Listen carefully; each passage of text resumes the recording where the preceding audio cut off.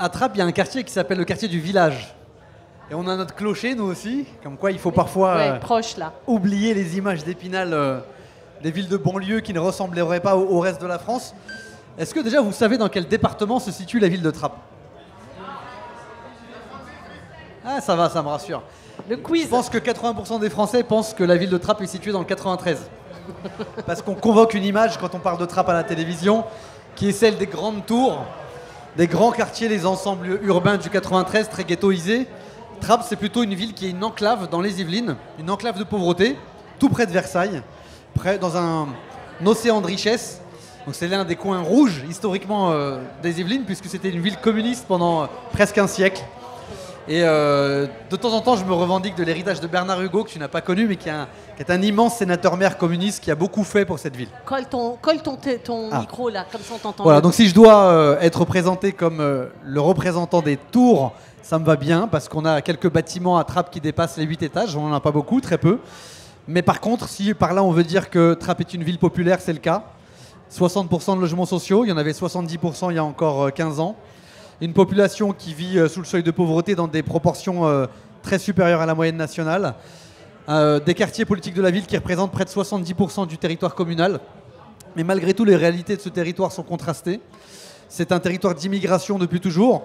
La première immigration chez nous, au lendemain de la Seconde Guerre mondiale, c'était l'immigration bretonne. Et ils étaient déjà perçus comme des étrangers, qui n'étaient pas forcément les bienvenus. Ils sont arrivés avec le chemin de fer, avec le rail. Et c'était les damnés de la terre de l'époque, ceux qu'on méprisait, qui avaient des petits emplois, qui étaient mal logés, qui parlaient pas bien le français, déjà. Et des générations successives de migration en ont fait la ville cosmopolite qu'elle est aujourd'hui, ce qui fait ma fierté. Et en tant que maire, je suis très heureux d'être à la tête d'une commune qui connaît plus de 70 nationalités sur son territoire. Et je peux vous dire que je ne suis pas élu que par les Arabes, contrairement à ce que peut dire l'extrême droite quand elle caractérise le maire de la ville de Trappes. Je pourrais vous en dire beaucoup, mais il se trouve qu'on a souvent été au cœur des polémiques et on a été la cible des fachos de ce pays, notamment en 2021, quand certains ont cherché à dépeindre de ma ville une image cauchemardesque, celle d'un territoire gangréné par l'islamisme, dont le maire lui-même était le grand moufti de Trappes, l'imam qui faisait l'appel à la prière depuis le muezzin installé à la mairie de Trappes. Ce n'est pas le cas, ça reste, et il y a ici quelques collaborateurs de la ville de Trappes qui peuvent témoigner que c'est une ville où on ne juge pas les gens en fonction de leur couleur de peau, de leur religion, de leur sexe, de leur orientation sexuelle, etc. Mais une ville pleinement républicaine. Bien. Moi, j'ai grandi dans un quartier d'Amiens qui s'appelle le quartier Saint-Maurice. J'y habite d'ailleurs encore, qui est un quartier qui est en plein cœur de la circonscription de François Ruffin.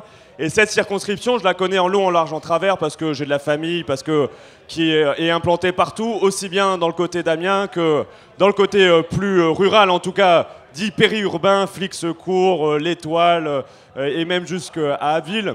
Et ce qui est intéressant avec cette circonscription, finalement, parce que des fois on a tendance à caricaturer François en disant il est élu uniquement dans les bourgs.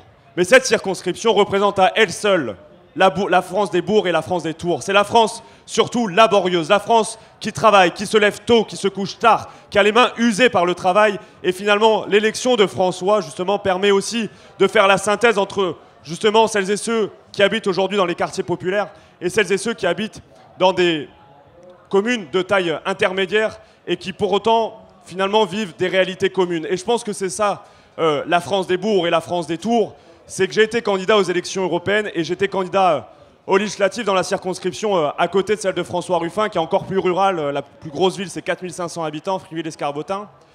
Et ce que j'ai remarqué, c'est que lorsque je faisais du porte-à-porte à Friville-Escarbotin, ou lorsque j'étais à Vénissieux, une ville de la métropole lyonnaise, et que je discutais avec la population, ou à Bonneuil-sur-Marne, dans le Val-de-Marne, eh bien j'entendais les mêmes mots pour me parler du chômage, de la désindustrialisation, de la hausse des factures énergétiques, du chômage, je l'ai déjà dit, pour parler de la précarité, pour parler des déserts médicaux, pour parler du recul des services publics, pour parler aussi des difficultés à pouvoir vivre sereinement dans un climat, dans un climat de sécurité, en tout cas de pouvoir vivre paisiblement. Ce sont les mêmes mots.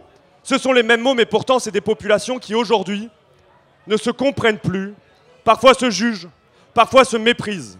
Parce qu'aujourd'hui, on a des responsables politiques qui sciemment, à commencer par l'extrême droite et le Rassemblement national, essaye justement de distiller le poison de la haine et de la division, qui cherche à monter la France des bourgs contre la France des tours. Et le rôle de la gauche, c'est de recréer de la conscience de classe entre celles et ceux qui vivent dans les quartiers populaires, celles et ceux qui vivent dans les zones périurbaines, rurales, parce qu'ils ont un seul et même combat. Si aujourd'hui ils sont victimes du recul des services publics, eh bien c'est à cause du capital, c'est à cause des politiques libérales. Et c'est comme cela, je pense, qu'on arrivera à rassembler cette fameuse France des bourgs, France des tours, et finalement de créer l'unité de la classe ouvrière et de la classe laborieuse.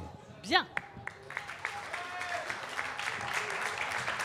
La grande vertu de la France des bourgs et de la France des tours, c'est de reposer la question territoriale, la question de la justice spatiale et donc la question de la justice sociale et donc de l'égalité entre les gens.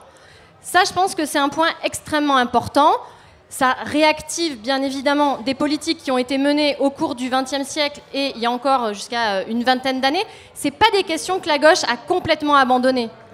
Par contre, depuis 2017, on n'en parlait plus du tout. Donc ça, je trouve que c'est extrêmement fécond de pouvoir reposer cette question. Pour autant, ces deux France existent-elles ? Probablement, mais il y a une pluralité de France. Ces deux France sont-elles fâchées ? Je ne le crois pas. Je crois plutôt qu'aujourd'hui, elles s'ignorent. Et surtout, est-ce un clivage politique pertinent et souhaitable ? Et c'est là, sur ces sujets-là, que j'émets des réserves, parce que je pense que justement, c'est là où on tombe dans le piège de l'extrême droite et où on reprend son imaginaire et son clivage. D'abord, moi j'ai une première réserve, j'en aurai 4, qui est sur l'approche urbanistique. Les bourgs, les tours, c'est de l'immobilier, mais on ne parle pas aux gens. Or, le vote d'extrême droite, c'est aussi un vote où on réclame de l'attention pour ce qu'on est, pour son individualisme de singularité, et donc je crois que cet imaginaire-là, il passe à côté du sujet. Deuxième réserve, c'est la question de l'essentialisation des territoires. On l'a vu, les territoires, ils sont très hétérogènes. Tu as parlé de la Picardie, tu as parlé de Trappes, on sait qu'il y a des quartiers qui sont très différents. On sait qu'il y a des campagnes qui sont très différentes. Je pourrais vous parler de la Corrèze, ça n'a rien à voir avec la Picardie. Troisième réserve, c'est l'approche misérabiliste que l'on véhicule de ces territoires en mode « tout va mal ». Non, tout ne va pas mal. Il faut qu'on fasse très attention à la manière dont on parle des territoires. Les gens sont très contents de vivre là où ils vivent. Ils ont des difficultés qu'il faut bien évidemment traiter et adresser politiquement, mais faisons attention, parce que quand on parle négativement des territoires, on parle négativement des habitants, et donc on touche aussi à l'estime de soi et à la fierté de ses habitants. Et quatrième réserve, c'est que le rapprochement entre ces deux types de territoires qui ont certes des conditions de vie parfois semblables, mais qui ont des modes de vie différents, c'est aussi la négation des identités, des cultures, des sociabilités, des spécificités, des ressources locales, et donc aussi des modes de vie. Et c'est la tentation uniformisatrice dont il faut que nous nous gardions, je pense, à gauche. Et c'est aussi un sujet qui, moi, me tient beaucoup à cœur, c'est la question de la décentralisation. Parce que quand on parle de l'égalité territoriale, on est obligé de parler de la question de la décentralisation, de la place des élus locaux dans cet écosystème-là. Et donc je pense très concrètement que cet imaginaire de clivage France des bourgs, France des tours, même quand on veut les réconcilier, c'est à la fois inefficace pour la conquête du pouvoir, parce qu'il y a un imaginaire repoussoir. À la campagne, désolé de vous le dire, mais ce qu'ils aiment, c'est leur qualité de vie, c'est la nature, c'est qu'il n'y ait pas de bagnole, c'est qu'il n'y ait pas de bruit. Et donc en fait, quand on leur dit que ce qu'on veut faire, c'est réconcilier les territoires, on nourrit l'imaginaire du grand remplacement. Ça, je pense qu'il faut qu'on se le dise. Et puis pour l'exercice du pouvoir, si on n'a pas les bons diagnostics, on risque de plaquer des lectures uniformes qui ne répondent ni aux problèmes ni aux besoins de ces populations, donc d'apporter des mauvaises réponses. Et donc moi, la question que je me pose, c'est qu'aujourd'hui, est-ce qu'à gauche, on sait encore penser et restituer la complexité ? On va essayer quand même de rentrer un peu plus dans le détail, mais moi j'avais quand même une question, c'est que je comprends qu'on puisse dire... Bon, ça rend pas compte de la diversité des situations, parce que tous les bourgs sont pas pareils et tous les quartiers populaires ne sont pas des tours. Donc, on simplifie en disant la France des bourgs et la France des tours.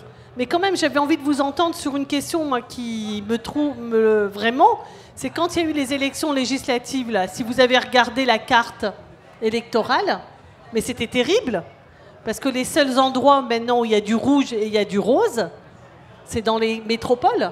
Donc j'entends bien que toutes les bourgs ne sont pas les mêmes, qu'il y a des tas de variétés de situations, que la Corrèze, ce n'est probablement pas la même chose que la Picardie, mais néanmoins, on a une situation qui est quand même, qui s'est homogénéisée, en tout cas, peut-être superficiellement, mais politiquement, ce qui apparaît, c'est que la gauche est sur le reculoir, voire défait, dans les endroits qui sont en dehors des métropoles. Moi, je connais bien le Midi, je connais bien l'Hérault. Ben, franchement, en dehors de Montpellier, il n'y a plus rien, quoi. Alors que c'était des territoires, Béziers, Sète, Montpellier, c'était des endroits où il y avait des communistes. Mais il n'y en a plus. C'est le Front National partout. Non, mais il y a des communistes, mais il n'y a plus d'élus. Ce que je veux dire, c'est que... Et la prochaine séquence, c'est le Rassemblement national aux élections municipales. Ménard, il l'a déjà fait, mais Sète, je peux vous dire que ça cuit, là. Hein. Bref, donc ce que je voulais vous dire, c'est que comment vous réagissez à cette demande qui nous est faite par Émilie de ne pas généraliser au risque d'effrayer, de ne pas rendre compte de ce que les gens vivent, de comment ils se ressentent. Et puis, en même temps, comment comprendre ce qui était apparu comme massif, c'est-à-dire une poussée du Front National partout en dehors des grandes métropoles. Je disais souvent le soir du premier tour des élections législatives aux journalistes qui m'interrogeaient que j'avais deux craintes. La première, c'est la majorité absolue pour le Rassemblement national. De toute façon, on l'avait toutes et tous. Et c'est ce qui semblait se dessiner et que potentiellement, à Matignon, on est Jordan Bardella et un gouvernement d'extrême droite. La deuxième crainte, c'est que la gauche ne se concentre plus que sur les métropoles. Parce que si on a une gauche qui n'est plus que métropolitaine, alors comment repartir à la reconquête de ces territoires qui sont tombés dans les mains du Rassemblement national? Alors par chance, on a réussi à contredire les sondages et à battre le Rassemblement national. Mais là, je vais reprendre les termes de François Ruffin, qui disait qu'on était en sursis. On a réussi à garder certaines circonscriptions à gauche. Des circonscriptions, quand on regarde sociologiquement, au-delà de la France des bourgs et de la France des tours. Intéressons-nous à la sociologie de ces circonscriptions. Et ce qu'on constate, c'est que ce sont des sociologies majoritairement ouvrières. Tout le bassin minier. Pas une seule circonscription dans le bassin minier n'est pas aujourd'hui aux mains du Rassemblement national. Dans la Somme, les deux seules circonscriptions qui ne sont pas dans les mains du Rassemblement national, c'est celles qui touchent Amiens, et donc la plus grosse ville du département. Donc aujourd'hui, la question derrière l'union de la France des bourgs et de la France des tours, à mon sens, c'est comment la gauche, elle est capable de reparler aux ouvrières et aux ouvriers de ce territoire, de reparler aux ouvriers de Flixecourt, la ville dans laquelle a fait sa rentrée François Ruffin, lapsus. Saint-Amand-les-Eaux pour Fabien Roussel. Mais c'est comment la gauche peut être porteuse d'espoir. Et pour cela, à mon sens, il nous faut deux choses.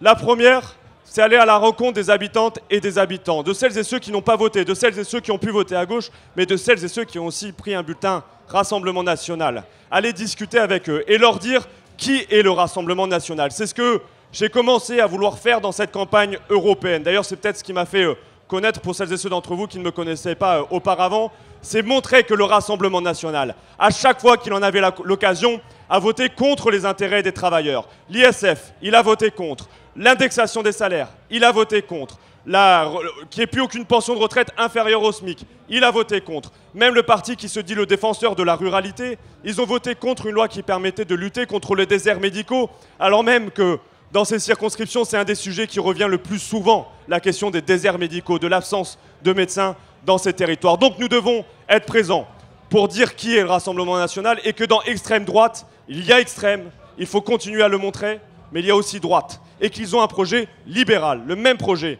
économique qu'Emmanuel Macron. La deuxième chose, parce que ça ne suffira pas, c'est de montrer que la gauche est aussi synonyme d'espoir, que la gauche ne s'enferme pas entre deux pôles. Un pôle, et on l'entend aussi pour celles et ceux qui ont fait campagne dans ces territoires, de cette gauche qui a trahi. La gauche qui a trahi. On l'entend trop souvent. On vous a essayé, vous avez mené les mêmes politiques que Nicolas Sarkozy. Donc il ne faudrait pas laisser sous-entendre que la gauche puisse se résumer à une social-démocratie qui finalement est la meilleure alliée systématiquement de la Commission européenne et des politiques libérales et austéritaires. Et il ne faudrait pas résumer non plus la gauche autour d'un pôle, celui qui vise à dire que finalement ça ne servirait plus à rien de parler aux Français en dehors des métropoles et des jeunes. Et donc on a besoin de recréer et de se rassembler, je pense, au-delà de nos étiquettes politiques, autour d'un projet, une gauche qui est capable de parler aussi bien aux quartiers populaires qu'à celles et ceux qui vivent dans les zones périphériques et de dire que l'enjeu prioritaire, c'est que la gauche peut non seulement parler de notre quotidien, de nos modes de vie, aussi divers soient-ils, mais surtout qu'elle est capable de le changer. Et parlons concret, et dès qu'on peut avoir une victoire, eh bien il faudra l'arracher. Il faudra arracher toutes les victoires que nous pouvons avoir à l'Assemblée nationale et parler aux habitantes et aux habitants, notamment des circonscriptions du Rassemblement national. Je souhaite faire le tour de l'ensemble des circonscriptions du Rassemblement national. Je ne sais pas si j'aurai le temps d'ici les prochaines législatives, parce qu'elles peuvent arriver un peu plus vite que prévu. Mais dans tous les cas, il faudra qu'on fasse tous, ici présents, le tour de ces circonscriptions, qu'on aille à la rencontre des populations. 1, on leur dit qui est le RN. 2, on leur montre que la gauche ne s'enferme pas uniquement dans les métropoles ou dans la trahison. Je vous fais rapidement le score des législatives à Trappes. Un regain de participation extraordinaire, hein, le réflexe de résistance à l'arrivée au pouvoir de l'extrême droite qui a bien marché. Les gens avaient peur, hein. Moi ce qui m'a frappé pendant toute la campagne des législatives, tu l'as peut-être vu chez ceux qui en tout cas continuent à voter à droite dans ta circonscription, à gauche pardon, dans ta circo, c'est la peur physique. On l'évoquait tout à l'heure lors d'un autre débat. Moi j'ai été frappé de voir des enfants m'interroger sur le fait qu'on risquait d'expulser leurs parents. Des enfants qui sont issus de la 3e ou de la 4e génération. Cette réalité-là de la peur de l'arrivée au pouvoir de l'extrême droite et des conséquences immédiates sur des populations plutôt créolisées, pour reprendre un mot à la mode, a été un puissant moteur électoral au mois de juillet dernier. Mais c'est un peu comme Pierre et le loup. On ne peut pas espérer qu'en activant chaque année la crainte du loup, la crainte du Rassemblement national, ces électeurs reviendront régulièrement sauver la gauche, préserver des sièges. À Trappes, ça s'est traduit par une participation en nette hausse par rapport à tous les scrutins législatifs jusqu'ici, à 62%, c'est-à-dire pas très loin de la moyenne nationale, et surtout un score pour la gauche de 81%, excusez du peu, ce qui est assez unique. J'aimerais que demain la France ressemble à Trappes sur tous les territoires. J'ai bien conscience que ce n'est pas le cas. Et j'ai bien conscience de la nécessité d'aller conquérir des territoires nouveaux ou reconquérir les territoires perdus si nous souhaitons un jour revenir aux responsabilités. Tu as dit que le sentiment de trahison était un sentiment qui revenait régulièrement quand on cherche à mobiliser les électeurs. On a eu une élection particulière et je ne compte pas sur les prochaines législatives pour ressembler aux précédentes. En revanche, je vous le dis avec beaucoup d'inquiétude, même si le souvenir de 2012 commence un peu à s'estomper. L'idée que la gauche ne peut rien faire de bien, de bon pour le peuple, pour ceux qui souffrent, ceux qui travaillent de leurs mains, ceux qui gagnent et qui ont des petits salaires, cette croyance-là, elle est ancrée profondément chez les Français. En 2019, quand j'ai initié ma campagne municipale, je me suis présenté comme un homme de gauche qui allait présenter une liste de gauche et réunir la gauche sur la ville face au risque que le maire sortant, qui était un maire PS, qui basculait chez Macron, fasse basculer une ville historiquement à gauche du jour au lendemain à droite. Mais les gens ne m'ont pas dit où quand je me présentais et que j'expliquais ce qui singularisait ma liste. Ils m'ont dit mais c'est quoi la gauche? C'est Manuel Valls? C'est François Hollande? C'est cette gauche-là? Mais sincèrement, ça m'a choqué parce que pour moi, qui est une formation militante, j'ai commencé dans les réseaux de jeunesse un peu avant Léon, même beaucoup avant Léon dorénavant. Quand on sortait le mot gauche, on était compris partout, qu'on aille dans les lycées, dans les universités, dans les quartiers populaires. Dire gauche suffisait pour incarner quelque chose, pour incarner l'idée du progrès. Dire gauche en 2017, ça ne voulait plus rien dire pour le commun des mortels, y compris pour les sympathisants de gauche dans les quartiers populaires. Donc on a estompé le souvenir du hollandisme qui a fait un mal fou, notamment auprès des militants, des sympathisants de la gauche, des électeurs de la gauche qui se sont détournés des urnes. Et on ne peut pas compter sur le réflexe qui consiste à se protéger, à se prémunir du mal que l'extrême droite nous ferait. Il faut rendre de nouveau la gauche désirable et pouvoir traduire en quoi elle peut demain faire du bien à notre électorat. Et ce qui a peut-être aussi, au-delà du réflexe de la préservation, ce qui a activé le vote des abstentionnistes la dernière fois, c'est aussi des mesures très concrètes, très limitées d'ailleurs, mais très opérationnelles. Retourner à la retraite à 62 ans immédiatement. Ça, c'était concret. Voter pour le nouveau Front populaire, c'était abolir la réforme que la mobilisation sociale unanime n'était pas parvenue à abattre. C'est-à-dire que la gauche pouvait proposer un débouché politique à la mobilisation sociale, ce que nous n'avons pas fait depuis trop longtemps. Les ouvriers votent à l'extrême droite. C'est une réalité. Aux élections européennes, Malgré la brillante campagne de Léon, nous n'avons pas su les convaincre collectivement.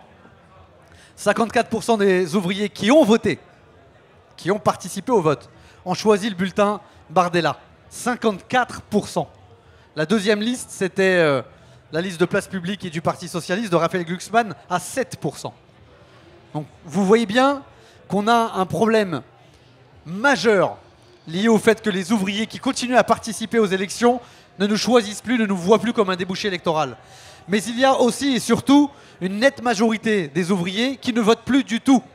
Et eux aussi sont une cible, un objectif électoral. Ceux qui ne croient plus en la participation électorale, ceux qui ne croient plus en la capacité de la politique. Et on ne peut pas leur en vouloir parce qu'ils ont éprouvé la gauche au pouvoir pendant 5 ans, ou la pseudo-gauche qui n'a rien produit de bon dans leur vie quotidienne.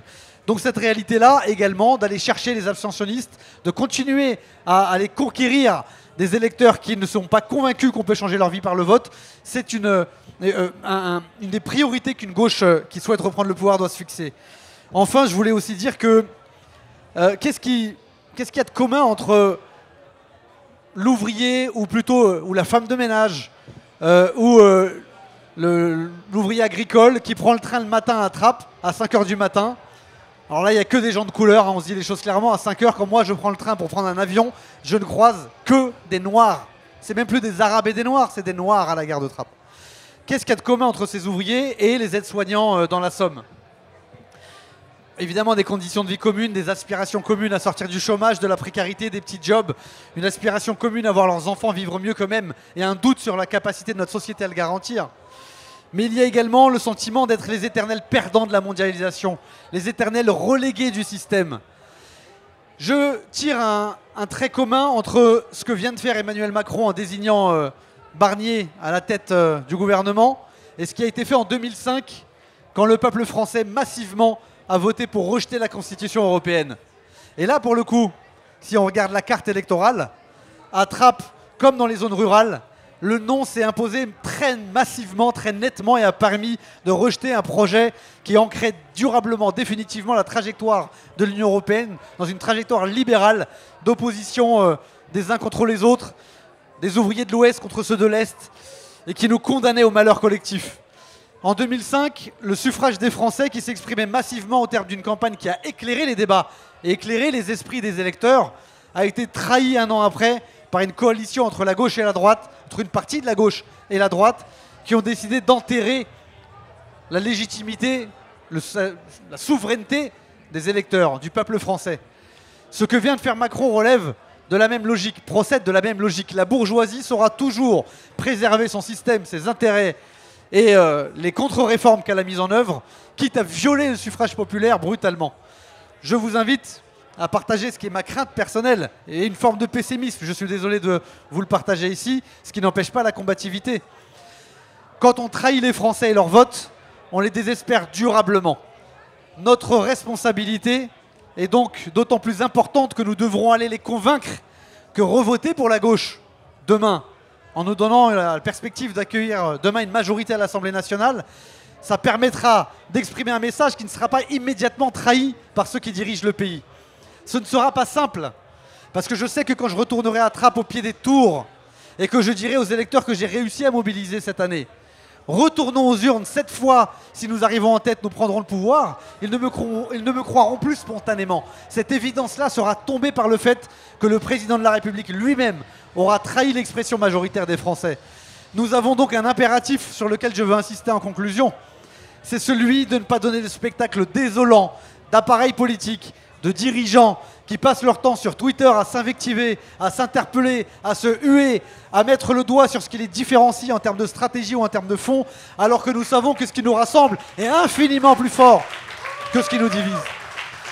Nous avons donc une responsabilité, il ne suffit pas d'incantations aux tribunes de la fête de l'humanité, il s'agit de se discipliner, de converger dans des processus de long terme qui nous permettent de nous unir et de traiter nos désaccords qui existent et qui sont légitimes dans les cadres adaptés. Donc le nouveau Front Populaire ne doit pas rester une bannière que l'on lève en exhumant un souvenir triomphal des années 36. Il s'agit d'en faire une réalité quotidienne, depuis la base sur le terrain dans chacune des communes, dans les bourgs et dans les grandes villes, et également dans les directions des appareils politiques qui doivent faire preuve de davantage de responsabilité. Merci. Alors moi, je crois qu'il va falloir qu'on acte de l'impasse de la stratégie politique actuelle. Ça, c'est le premier point. Le deuxième point, que la gauche apprenne à penser contre elle-même, qu'elle arrête de penser qu'elle sait ce qui est bon, ce qui est bien pour les autres à leur place, et qu'elle propose un projet désirable, puissant et enthousiasmant. Parce que le RN, il prospère pas uniquement parce que les gens sont en colère, il prospère parce qu'on n'est pas capable de leur proposer autre chose. Donc entre la gauche radicale et entre le projet de l'extrême droite, il faut construire quelque chose. Aujourd'hui, qui raconte cette France-là et ces France-là? C'est ce qu'on vous demande. 4 points. Je pense toujours en 4 points. Premier point, analyser. On pense connaître les gens, on pense connaître les territoires, et en fait, on ne les connaît pas bien. On a des chiffres, on a des graphiques, on a des statistiques, mais ce que les gens ont dans leur tête, ce que les gens ont dans leur cœur, la manière dont ils se représentent, dont ils se projettent, dont ils se représentent, comment vous êtes, ce que vous avez à leur présenter, ça, on le sait très peu. Donc ça commence par faire un travail de terrain, et pas que le politique, parce que le politique, il n'est pas tout seul. Il y a des gens de terrain, il y a des tiers de confiance sur le terrain sur lesquels vous pouvez vous appuyer. Ça, c'est la deuxième chose. Il faut s'organiser, organiser des coalitions locales, comme le fait Picardie Debout d'ailleurs. Et il faut aller chercher, au-delà du politique, au-delà des partisans, au-delà des militants, où sont les associations, où sont les entrepreneurs de gauche, où sont les agriculteurs, où sont les citoyens, où sont les syndicats dans nos luttes. C'est ça qu'il faut qu'on aille chercher.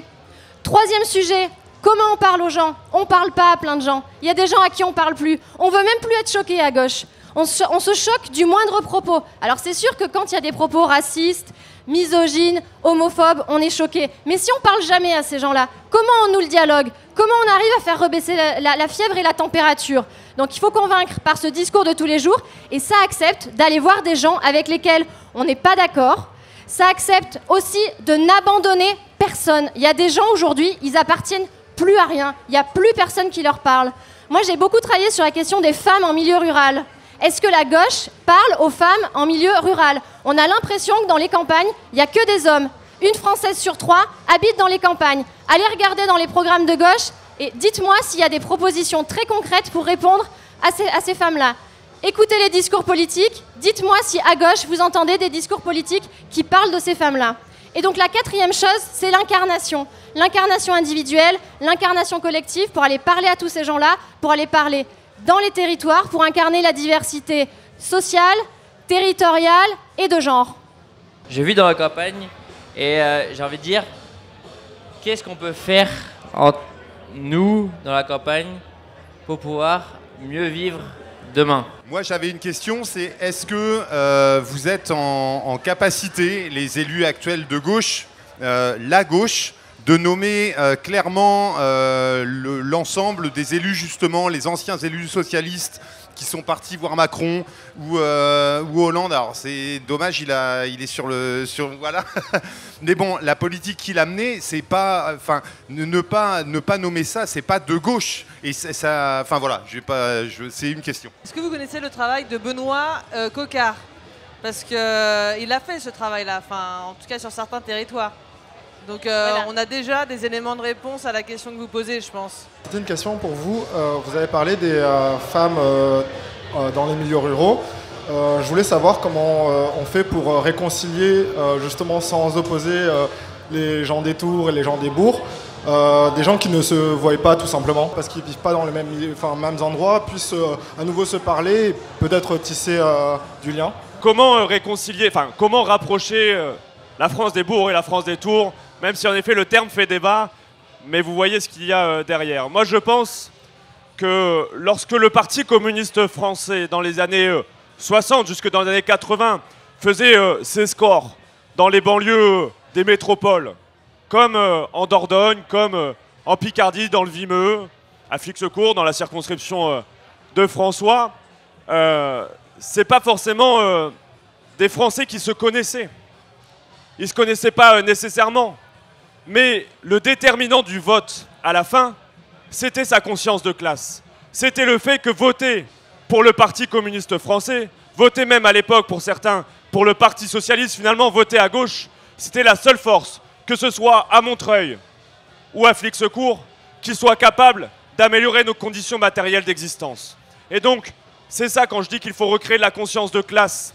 c'est qu'en fait, il faut parler service public, il faut parler travail, il faut parler d'éradication du chômage, il faut parler de droit universel à la formation, à l'éducation, de droit universel à la santé, de droit universel à la sécurité. Avec ces mots, en utilisant les mêmes mots, on peut convaincre les habitants de Montreuil de voter à gauche, comme les habitants de Flixecourt de voter à gauche. Voilà comment on les rapprochera. Et si en plus, on est capable de temps en temps d'organiser des grandes fêtes populaires, pourquoi pas au Plessis-Pâté, où chacun pourrait se retrouver et échanger, eh bien c'est mieux. Et c'est ce qui est aussi en train de se faire à la fête de l'humanité, et c'est le rôle aussi de nos organisations respectives de pouvoir ramener dans nos territoires des habitantes et des habitants de nos circonscriptions ici à la fête de l'humanité pour pouvoir échanger sur la meilleure manière de nous organiser, sur réinventer le monde de demain et finalement de se rendre compte qu'on a plus de points communs que de différences.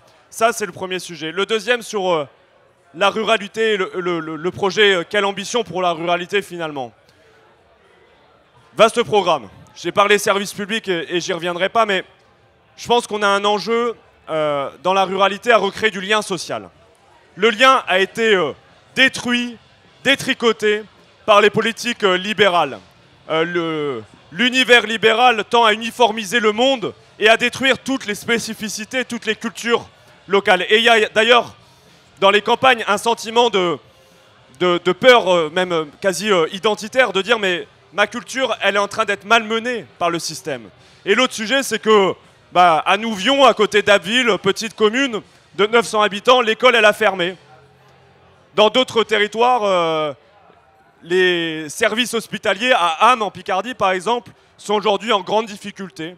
Et finalement, à cause de ce lien social qui commence à être détricoté, eh bien, l'extrême droite, elle prospère. Eh bien, à nous aussi d'être capables de créer des événements populaires, festifs, solidaires, qui rassemblent les habitants, pas nécessairement sur des initiatives meetings politiques traditionnelles, mais qui les rassemblent. Et à ce moment-là, on peut discuter, on peut échanger, et on peut recréer ce lien qui a été malmené, qui a été détricoté par l'ensemble des politiques libérales. Et je pense que l'une des responsabilités de la gauche, notamment quand on retourne dans ces circonscriptions, quand on fait le tour des circonscriptions Rassemblement National, c'est d'être en capacité d'organiser ces grands banquets festifs, de ne pas demander la carte électorale, de ne pas demander ce qu'ils ont voté avant, de leur dire venez, on échange, on discute, on fait la fête. Et ça sera aussi ces temps-là l'occasion de dire ce que c'est que le Rassemblement National et le projet qu'on porte. Et j'ai oublié les deux autres questions.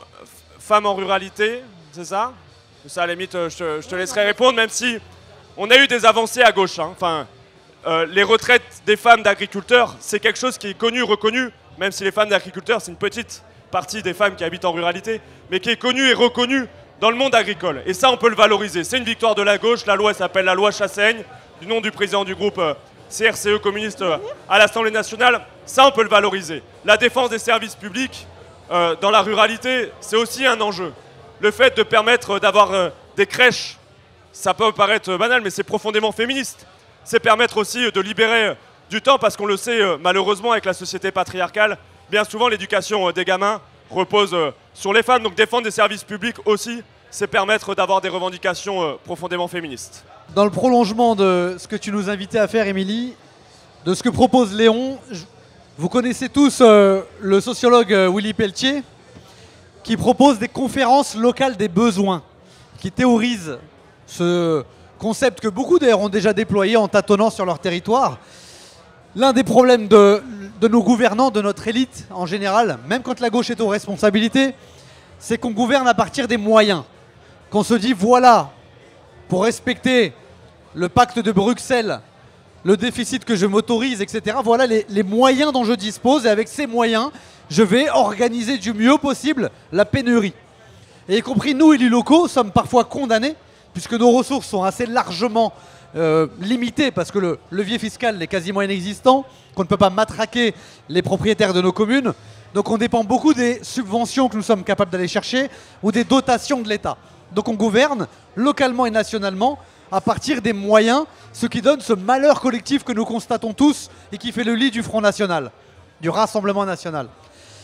Gouverner à partir de besoins, c'est arrêter de prendre la parole, nous, en tant que sachants, en tant que dirigeants politiques, convaincus que les logiciels d'il y a 20 ans ou d'il y a 40 ans sont toujours opérants aujourd'hui, convaincu de cerner, y compris quand on est, comme moi, au contact quotidien des habitants et du terrain, convaincu de savoir ce qui est prioritaire, comment ordonnance les priorités les habitants de ma commune, ce sont les habitants eux-mêmes qui doivent l'exprimer. Ils doivent exprimer les diagnostics, les constats, mais également concevoir les solutions. Et je peux en témoigner dans ma ville, les réunions les plus fournies, celles où j'ai réussi, y compris pendant la campagne, avant d'être maire, d'avoir le plus de monde, c'est celle où je leur disais, je ne prendrai pas la parole. C'est pas culturel en France. On a l'habitude d'avoir un homme providentiel qui débarque, qui prend le micro et qui vous raconte tout ce qu'il fera si vous votez pour lui. J'animais mes réunions publiques pendant des mois en disant, je ne prendrai la parole, ce qui est très rare chez moi, que 5 minutes pour vous expliquer comment va se dérouler la réunion. Mais c'est vous qui allez travailler, vous qui allez poser des constats, vous qui allez polémiquer entre vous, vous qui allez intégrer les contraintes, vous qui allez ordonnancer les priorités, vous qui allez imaginer les solutions une fois posés les constats. Et ces réunions-là ont été extrêmement productives et je suis très fier de dire, encore aujourd'hui aux habitants dans les réunions, que la plupart des mesures que j'ai pu faire voter par mon conseil municipal, qui sont très populaires et qui me valent d'être populaires dans ma ville, ce ne sont pas des inventions issues de mon cerveau, ce sont des productions des habitants eux-mêmes. Organisons partout, voilà une belle campagne du nouveau Front Populaire. Voilà une belle campagne qui nous permettrait de dépasser nos partis. Voilà une belle campagne qui permettrait de mettre en branle nos militants sur le terrain, qu'ils soient issus des partis politiques qui ont signé l'appel du Front Populaire, qu'ils soient issus des syndicats qui ont soutenu la dynamique du Front Populaire, des associations de quartier qui militent et qui agissent au quotidien pour aider les gamins en faisant du soutien scolaire, en faisant des collectes alimentaires. Que ce soit en Picardie, je vois Lucien Fontaine qui travaille sur la sécurité sociale alimentaire, donner à bouffer aux gens tout simplement, qui est l'animateur des générations, je le salue. En plus, on est sur le stand de Picardie debout, faut bien bosser avec Lucien Fontaine. Je parle de lui pas uniquement parce qu'il est membre de mon parti, mais parce qu'il fait des choses remarquables au quotidien, qu'il ne fait pas que de la théorisation sur des tribunes. Eh bien, faisons cela, des conférences locales, à partir des besoins des habitants. Passons 3 mois, 6 mois si nécessaire, à faire l'équivalent des cahiers de doléances de la Grande Révolution française, qui ont précédé la Grande Révolution française. Et je vous le dis parce que je l'ai vécu de l'intérieur au moment de la constitution du nouveau Front Populaire, plus jamais, comme à l'époque de la NUPES, faire des programmes en 5 jours pour surmonter des désaccords sur lesquels nous nous sommes écharpés publiquement pendant des mois, comme ça a été le cas pendant l'élection européenne. Faire notre unité de façon factice parfois, pour nous partager des circonscriptions et pondre en 5 jours un programme électoral, ce n'est pas sérieux et ce n'est pas crédible. Et c'est même miraculeux que des électeurs continuent à répondre à notre appel. Prenons 1 an pour aller travailler sur le terrain les propositions du nouveau Front Populaire, pour élaborer un programme constitué par les propositions du peuple français, accepté par les partis politiques et qui s'imposera aux candidats à la présidentielle parce qu'il faudra un seul ou une seule candidate à l'élection présidentielle. Une question, c'est comment réconcilier la France des bourgs, la France des tours? Je ne répondrai pas à cette question parce que je considère qu'elles ne sont pas fâchées. Par contre, pour revenir sur la question des femmes, les femmes dans les bourgs, les femmes dans les tours, parce que quand même, je reprends le vocabulaire, en fait, elles ont les mêmes problématiques d'émancipation. Elles ont les mêmes problématiques de travail bénévole qui n'est pas reconnu. Et ça, je reconnais aussi à François Ruffin d'avoir fait ce travail sur les femmes du lien et du soin. D'ailleurs, on citait Benoît Coquart. Il y a Fanny Orange et Sophie Renard qui ont fait un travail remarquable aussi sur ces femmes qui tiennent la campagne. Elles tiennent aussi les quartiers. On l'a vu lors des révoltes urbaines l'année dernière. Si on n'avait pas eu les femmes pour remettre de l'apaisement dans les quartiers, on ne sait pas comment ça aurait fini. Donc on a besoin de reconnaître ce travail social fondamental et sociétal fondamental des femmes. Ça, c'est la question. On réconcilie pas, on n'est pas fâché. Deuxième question qui a été posée sur un sujet que je maîtrise, c'est comment on vit mieux à la campagne. Déjà, on vit bien à la campagne. En fait, il faut se le dire, les gens, ils vivent bien à la campagne. Donc la question, c'est comment à gauche, on leur donne pas déjà l'impression qu'avec nous, ils vivront moins bien, parce qu'on va vouloir se prendre à leur mode de vie, parce qu'on va les culpabiliser sur leurs déplacements, parce qu'on va s'en prendre aux sociabilités locales à travers la chasse, à travers le barbecue. Ça, c'est des questions qui sont fondamentales que la gauche doit se poser, arrêter de culpabiliser, préserver la qualité de vie déjà là où elle est. Deuxième sujet, les mobilités. Ça, c'est une question fondamentale à la campagne. Il faut adresser cette question. Comment on accompagne les mobilités? Comment on garantit les mobilités? Troisième question, la question du pouvoir d'achat. L'extrême droite, elle a été beaucoup plus convaincante lors de la dernière législative en parlant de la baisse de l'imposition. et donc de la baisse de la TVA. Comment se fait-il que nous, on n'arrive pas, avec notre discours sur les services publics, à faire comprendre que c'est des dépenses privées évitées et que c'est beaucoup plus efficace d'investir dans les services publics pour réduire les inégalités. Pour autant, je ne crois pas qu'il suffise de remettre un professeur devant chaque classe pour faire en sorte qu'il y ait de l'égalité républicaine. On doit regarder avec lucidité aussi les erreurs qu'on a commises dans les services publics. Et les services publics à la campagne, c'est pas la même chose qu'ailleurs. On a des jeunes qui s'autocensurent à la campagne. Comment on arrive à traiter ces questions-là? Là aussi, on a besoin de réponses de la gauche. On a besoin de politiques de médiation humaine. On a besoin de repenser les politiques publiques et pas juste de mettre des gens en face aux services publics. Et dernier sujet, si on veut réussir tous ces paris, il y a un sujet, c'est prendre le pouvoir et prendre le pouvoir au municipal en 2026, tous ensemble.